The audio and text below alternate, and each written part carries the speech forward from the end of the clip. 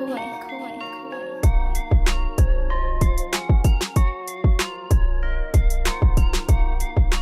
everybody, and thanks for joining us for the PHNX Suns pregame show brought to you by the DraftKings Sportsbook app, America's #1 sportsbook app. Don't forget to hit that like button, subscribe, and turn on notifications so that you know whenever we are live. I'm Lindsey Smith here with Saul, Bookman, and Espo. And guys, do you love our new look? Turquoise is here! I'm a big fan of this. This looks great. Espo, was this your call? Yeah. I like it. It looks really nice. Different is always good. It's like, well, it not just all the time. pops.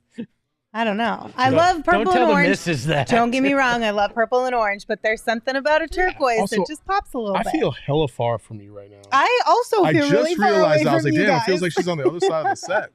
Crazy. She requested that. I did. Tonight. I did. Well, tonight we've got the Golden State Warriors in town, and this one will be a battle. Hey Dot in the chat says revenge game for Klay. I don't know. We'll get into that. No. But we need to start today's show by putting some things into perspective, okay? Some parity clarity, if we will. Obviously, we know the Suns are on a little bit of a skid. They've lost 3 of their last 4, but overall, we're still in a really good spot. Yeah, I mean, again, it's all about perspective.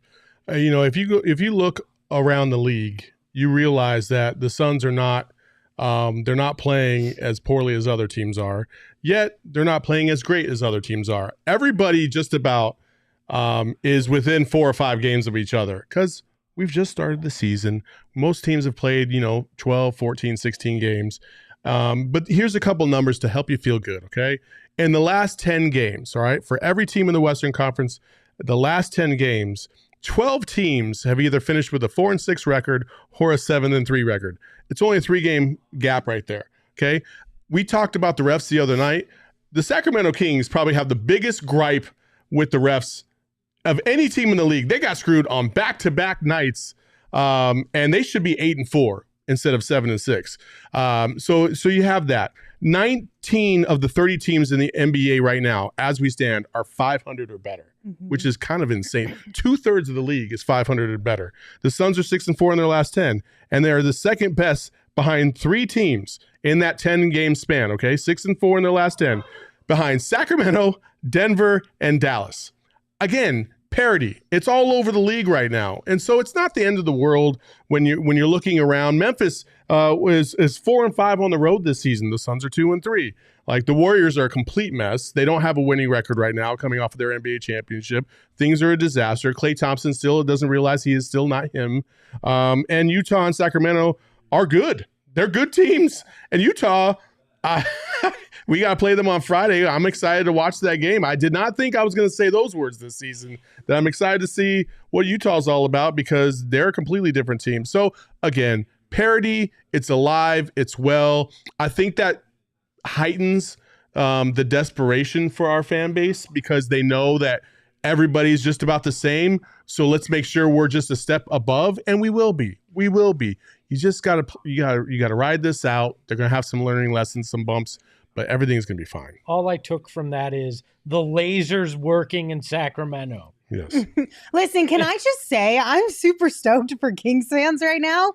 Have you seen? Like, bless their hearts. They deserve this. But have you seen that they're using the Austin Powers fire the laser? As they should. As they absolutely should. Like, it sounded so stupid when they announced it, and now it's so amazing. But you're totally right, Saul. This is a reminder of how early it is, but also of how competitive the West is likely going to be in general this year, which makes me think. And the East. Well, and the East, yeah. But for me, it makes me rethink the idea of I don't really care what happens in the regular season, right? I do. I care. I actually think this is the year where you're going to have to care because the margin between home court advantage and the play-in is going to be razor thin this year. This is true. And you do not want to find yourself in the play-in because good teams go to die in the play-in. And that is the last place the Suns want to find themselves. So this regular season, I think, actually has a lot more meaning than we thought it was going. Yeah, I don't see the Suns reeling off the type of win streaks that they have the last year or two, mostly because of, certain players maybe dropping off a little bit. And I'm not saying Chris Paul's washed, but he has been injured now for a fourth straight game. So you need him back. And he's not going to give you the punch that he once could. That's why you have to rely on guys like Cam Johnson, Mikal, and DA, and obviously with Cam being out, that hurts you too. That brings them back a little bit more to the pack. That's why they're not going to have those long win streaks. And again, you got to win the games that you're supposed to win.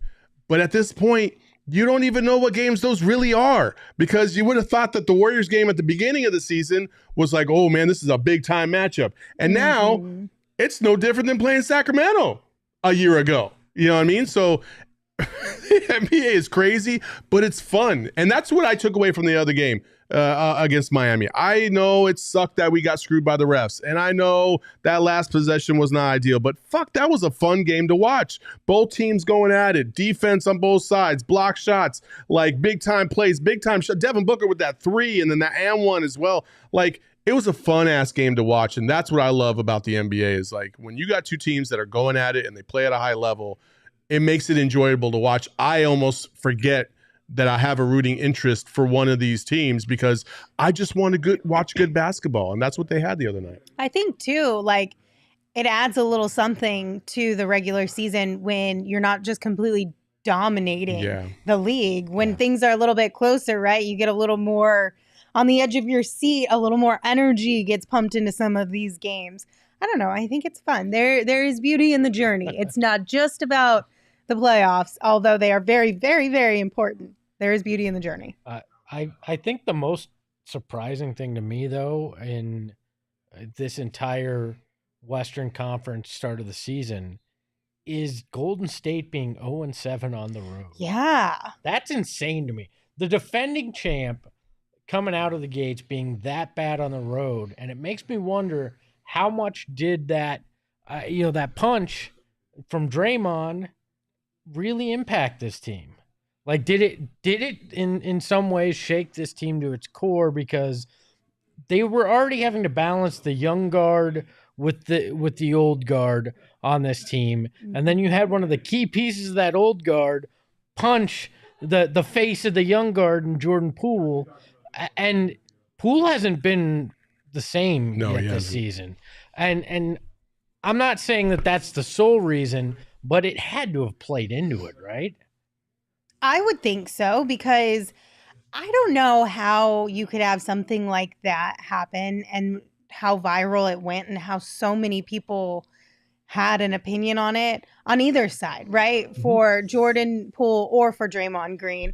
There was so much going on because everyone was involved. It wasn't an internal thing. Everyone was able to get involved. I don't know how that doesn't cause some sort of fracture in your relationship. Even if it was internal, it would still cause it. But the fact that it was so publicly seen and widely spread, it's got to make it even worse, because you can't even pretend like it didn't happen anymore. Yeah. Well, and it fractures the trust. And trust is such a big thing in a locker room and in building that culture or vibe or whatever you want to call it that they had last year. Yeah. When you take that away, that can really screw with some teams, and it seems to be doing that for the Warriors out of the gates. And I wonder how many of the young guys on that team maybe even low-key kind of question the culture now of Golden State, maybe even question the front office and the coaching staff, considering they decided not to really do anything as far as a punishment for Draymond. And I don't know how much Jordan Poole was involved in that decision making, but that's got to be something that makes one question a few things or here or there. All right, let's dive a little bit more into this game with a few tidbits. First and foremost, the injury report. Landry Shamet is still out for the Suns with concussion-type symptoms. Chris Paul, who was questionable coming into tonight's game again, is out. So that's annoying with that right heel soreness. Of course, Cam Johnson will be out for the foreseeable future. On the Warriors side, you got Patrick Baldwin Jr., who is out with low back soreness. Andre Iguodala, who has that left hip injury management, is also out. And then a late scratch with non-COVID illness, Jonathan Kuminga is also out. So a couple players missing in tonight's game, but for the most part, they've got, at least the Warriors have their core pieces. The Shamet thing has reached concerning levels. They don't know how he got a concussion. They don't know what happened, yet he's out still with symptoms of that. Like, I also found it really interesting. Monty was asked about injuries like normal off the top in his pregame presser, and he got very stern very quickly and said he got fined $25,000 the other night for saying apparently the wrong thing about Landry Shamet's concussion situation or the symptoms of the concussion situation. weird. And so I'm sure now we're going to get even less heading into these games about players and their injuries. But I don't know Barely got exactly what he anything in the said. first place. I know, but that's what I'm saying. The fact that whatever he said was so egregious that it got him fined $25K. he got I'm fined kind of surprised. He got fined $25K for saying, we don't know, he could have gotten out of bed and got it. We're not sure. And they're like, HIPAA violation. I mean, maybe.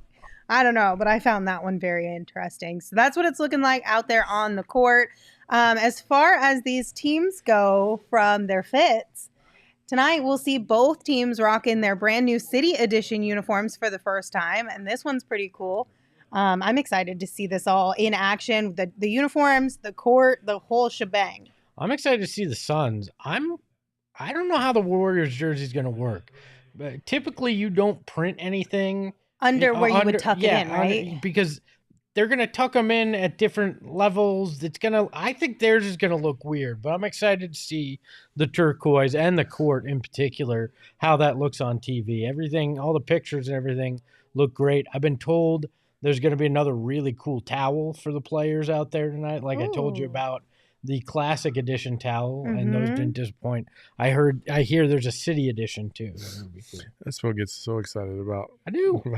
But those are kind of cool little keepsakes. Oh, I will yeah. say, No, if you get to snag one during a game, I could see people framing those. I probably would wager that we would be able to get our hands on one or two of those. We should definitely I'm already efforting. Don't you worry. Because I would like to at least see them. So. At the very least, I'd like to see them. But I think the biggest thing that I'm really excited to see is the court.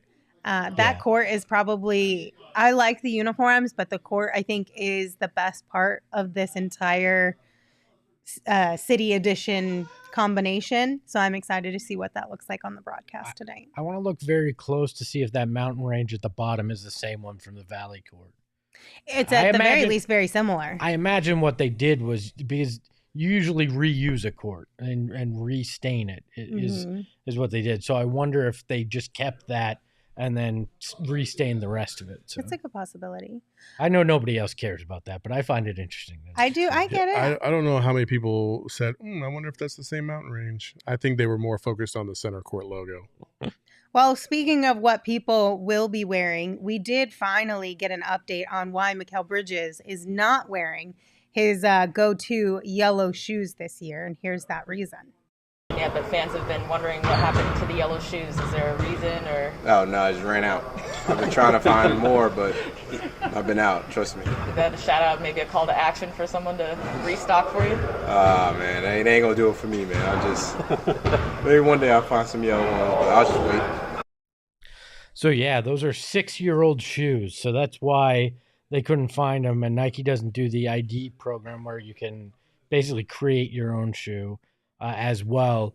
But I'm hearing that Mikal just re-upped with Nike and they're trying to find an all-yellow solution for him when it comes to the footwear. So if you like the banana boats, they might be coming back in the not too distant future. I like them. I'm team Mikal wearing yellow shoes. One, because I feel like it's a lot easier to pick them out on the court. And it's nice to have that like definitive factor that like that's Mikal for sure, just by a quick glance. So I'm all for him bringing them back. I just imagine it's like NBA Jam when you hit turbo and the shoes change colors because Mikal's always got that up energy level 100% of the time out there on the court. So I always liked those. Eli so I was said, like, can we move on to basketball, please? Eli said you need to get some turquoise frames now. I've been looking. You need to find them. They don't quite have turquoise, so I'm going to have to make some calls. Okay. All right. Let's talk a little bit of sports gambling now. Who you guys got winning tonight's game and by how much? I have the Suns winning pretty easily by 10. By 10. Okay. I took 3. I think this is going to be a close game, but the home crowd takes them above and beyond the Golden State Warriors tonight, especially with the Warriors' struggles on the road. Gerald has Suns by 2, so he's a little closer to you, Espo. I've got Suns by 6, so I kind of feel you. Couple different reasons. One, I know that you mentioned last game that the Suns typically bounce back after a loss. It's very rare that we see the Suns drop 2 in a row, so I know they've got to be feeling some type of way coming into this game. From those 2 L's alone, but then when you add on top that it's the Golden State Warriors, then when you add on top the kerfuffle between Book and Klay last time, the fact that this team probably feels like they have far more to prove than the Warriors actually do because they've been sitting at the top for so long. And then it was an additional comment in here. Manny also said, is it weird that I think we're about to get all the calls tonight as kind of a, hey, my bad for screwing y'all from the league? I also kind of agree with this because have you ever noticed that when it's like a really, really bad officiating night, I feel like usually the next time around things are a little more even. And apparently Monty said pregame that James Jones gave the league a call after the Miami game and had a few words around that situation. Again, the officiating has been awful across the board around the league. You could see a lot of articles out there about the displeasure with the officiating crews across the NBA. But also don't forget, I know that this is the talking point. However, I would not be surprised if Steve Kerr and company said, hey, last time we played these dudes, they got all the calls. This is bullshit. True. So, make sure you're not, blowing it one-sided. So, again, everybody's unhappy with the officiating. You can't win, you can't lose. So you might as well just play the game and hope for the best. I would just say if everyone's unhappy, then maybe there's an issue. Oh, yeah. There's been an issue. So maybe y'all should look internally into that. Make a few changes. Maybe have a few meetings. Yeah. I don't know. Did you see the Tatum tech yesterday? Yeah. Oh my God. There's been. How do you? That was because he clapped, right? Yeah. How do you get a tech? Yeah, it wasn't even a clap. It was just more like a bummer clap. He got a foul call. And he's like, damn. Yeah. And then boop. How do you get a tech for that? Crazy. Are you kidding me? If the league didn't change their officiating and take a long, hard look after Tim Donaghy, a handful of bad calls this season ain't going to make them change anything. I think for as long as I remember, NBA refereeing has been pretty bad. I don't think there's ever been a time where it's been particularly great, and so I don't think they're going to do anything. But yeah, they need to have thicker skin. You can't just tee up everybody. Thicker skin is the biggest thing. Right, because Albert said refs don't want emotion in the league, but they also can't handle their own emotion. Didn't Chris Paul basically when he got a tech early on in the season, he was talking about his dribbling, saying like, you can't do that in the league or whatever. And Chris Paul was like, well, I can tell you've never actually played in the league. And that's what he got a tech for. Like, bro, because he hurt your feelings and said something that was actually facts. It used to be there was like 6 or 7 words you couldn't say to a ref that would have led to a tech or something seriously egregious on the court. Now it's like, you looked at me wrong, you're out. It's basically high school and college refs trying to bring that dumb shit to the NBA is what it is. I've come across so many of those guys and even and the women that are in the league or in refereeing, and it's like you sneeze the wrong way, they're just itching to give you a tech just to keep you in your place. And it's like, dude, take that bullshit back to the YMCA because nobody fucking wants to hear it out here. They want to watch these guys play basketball and they want to watch them play at a high level, and they can't do that when you're calling these silly ass techs. Plus, don't think the NBA won't talk to the ref that gave that silly ass tech, because the goal of the NBA is to keep the stars on the court. When you tech somebody up like that for no good reason, honestly, no good reason, it's egregious and it goes against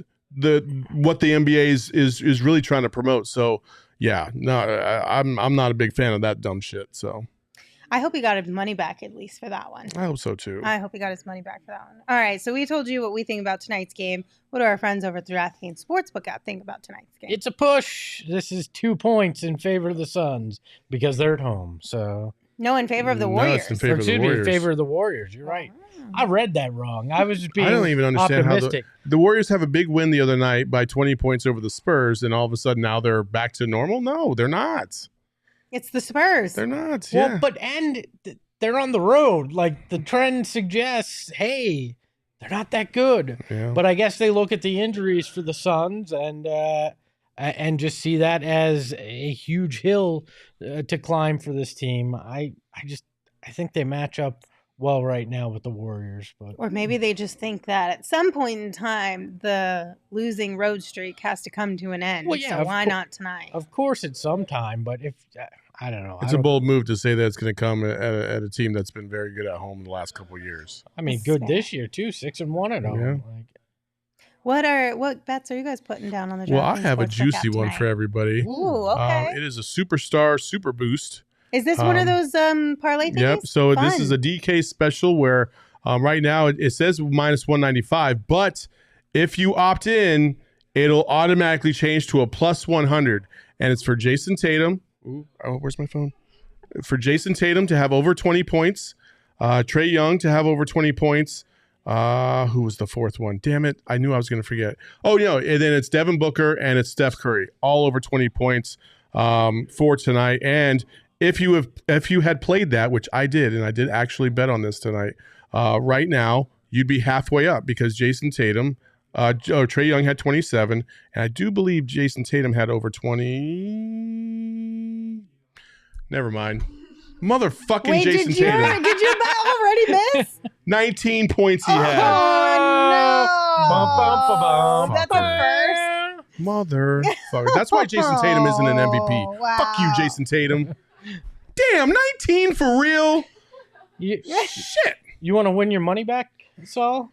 Put your money on Espo's bet. I'm not doing this. There you go. We've been so negative on one DeAndre, I don't know your middle name, Ayton, that I felt like we had to take a positive. There's no real great big man on the Warriors, so I'm taking DeAndre Ayton, 30-plus points at plus 1,100. Win some scratch if DeAndre Ayton does the impossible. Jose said 8 and 30, highly doubtful. That's why it's a plus 1,100. That is why it's a plus 1,100. Yeah. That's know me. High dog. I know. That's a high I know, dog. but it's good odds. It's a good odds if you win it. That's my thing. I'm like low risk, high reward. Like, yeah. I feel you. I took the Devin Booker over 5.5 assists tonight at a plus 105. I took the over on rebounds the other night. It hit. The other night he had 5 assists. So if he could just get one additional one tonight, then he'll hit on this one as well. And I don't know about you guys, I personally always look for a plus when I'm on the DraftKings Sportsbook app, because I know obviously a minus is a safer bet that you might actually win, but I always try and at least get on the plus side of things. No risk it, no biscuit. Yeah, I don't know. I would rather make a little bit more money. Then what does Gerald have? He has a minus 110,000. Mm-hmm. Yeah, the actual Warriors will declare battle. Oh, okay. Shouldn't that be a plus? No. 110,000? Because isn't a minus meaning it's Oh, going to actually happen? Well, hey, you never know. Now I'm concerned. Klay Thompson did actually declare battle against Devin Booker last time. So This is true. I'm highly concerned now. Oh, no. I'm glad I'm not at the game. Yeah, well, Just a bunch of dudes just taking out swords and slicing people's heads off. I mean, it wasn't that type of a This battle. game has turned dramatically here in the fourth quarter. But there was a battle in the last game between these two teams. Devin and Book really got into it. I think I take that back. Devin and Book got into it, and Klay took it real personal and got tossed for the first time in his entire career. And Klay Thompson really hasn't been, he's kind of been a shell of himself this season. Do you think Devin had anything to do with that, or are we being a little bit too dramatic on that side of things? Devin started the downslide for him. I mean, it was a 2-point game performance by Klay. He got thrown out of the game. He's only had one game of 20 or more points this season. He's shooting 35% from the field. Like this is not Klay Thompson that everybody knew. Maybe the Achilles injury and coming back from that has something to do with it. I feel like that's what started it. Book might have pushed it over the edge as far as getting into his head about it. It's been, I do feel bad for Klay because for 2 years he had to go through some significant injuries. And I can only imagine I know in public what he's putting out, talking about like, I feel like I'm getting disrespected. And, I was a part of that championship last year too. And, he's not getting the love that he once was, and maybe it comes off as grumpy, but I can only imagine the mental toll that it's taking on him to have to come back from 2 years and then see a player that you knew you were better than at the time of your initial injury, the first one, and to come back and see that player has more than passed you by and is basically taken your spot. That's a hard thing for a veteran to have to take and understand and to have to deal with, because I'm sure Klay thought that once he came back, he would just pick off right where he left off, and he's seeing that it's much harder to get that to happen than what is actually happening. And so I feel bad for Klay in that instance, but I don't feel bad because at some point you just got to realize you ain't that dude anymore, and you got to be humble about that and understand, like, hey, don't bark at the beast, like, because Devin Booker will put it on you. And if you don't think he will, wait till tonight, because I have a sneaky suspicion Devin Booker's going to go off tonight. Well, I mean, he's kind of due for one. Yeah, I also think Klay's got that thing where as you get older, and you and I can attest to this, the brain still thinks you can do certain things that you could do in your younger days, but your body goes, no, you cannot. And I think Klay's I have not gotten to that point yet. Oh, so your body never could do things? Pickleball champion still, baby. Let's go. I did think it was interesting. Steve Kerr was asked about kind of Klay and sort of where he is physically and mentally before tonight's game. And Kerr basically said, physically, I feel like Klay is good. He's ready to go. Like, he's fine. It's mentally that I think he needs to just kind of get over that hurdle and trust himself and not overthink some of the things that came naturally to him, of course, prior to the time that he missed. And I think that probably is the bigger issue for Klay. Yes, coming to terms with the fact that you are not that guy anymore that you once were. Yes, the fact that there are younger people coming in and literally taking not your job, but kind of your claim to fame, if you will, or your status within the league. But I think the bigger thing is coming to terms with the fact that you just aren't as dominant as you once were. You don't contribute in the same ways. I feel like Chris Paul's dealing with that too. I think it's just a natural stage of someone's career when you're closer to the end of it. Yeah, very few guys are LeBron and Tom Brady. Most guys don't age gracefully. Most guys don't contribute in massive ways as they get older in the league. And guys just have to figure out how to deal with that. Yeah, we'll see. I don't know, but I do feel bad for Klay a little bit, but tonight I don't. Outside of tonight, when he doesn't play the Suns, I feel bad for him. But when he's playing the Suns, I don't feel bad for him at all. Sorry, Klay. Go cry into your millions and millions. I don't feel bad. I will say Klay is one of my favorite follows social media-wise in the off-season because he knows how to have fun and he puts it on social media for all of us to enjoy. Never mind. I'm not even going to get into there because that's a long discussion about money, about what he said. No, but look, right. You can have all the money in the world and still be a miserable person. Yeah, I don't care about the money part. But look, to me, it's you have all the time in the world to rehab. You have the best doctors. You have personal chefs. Like that, it's tough to have to go through it. But if I have to go through knee reconstructive surgery, I want to do it as one of those guys, not as a regular Joe, because they've got it a lot easier to go through that process than others going through surgery. I had my knee repaired by the Phoenix Suns physician. Yeah, but I don't have millions of dollars. But did you have the rehab with them every day, running through drills, working on your diet? No, you got the surgery from somebody, but you didn't have the care after the surgery. I don't think it's the care during and after and all that stuff. I think it's the lack of ability of doing something at such a high level that you love doing. That's what I think it is. Lindsey. Less of having to go through all of the dramatic stuff and more of the fact that you just can't do the thing that you want to do the most.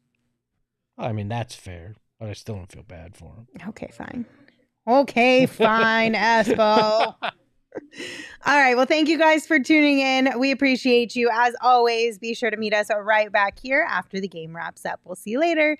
Bye.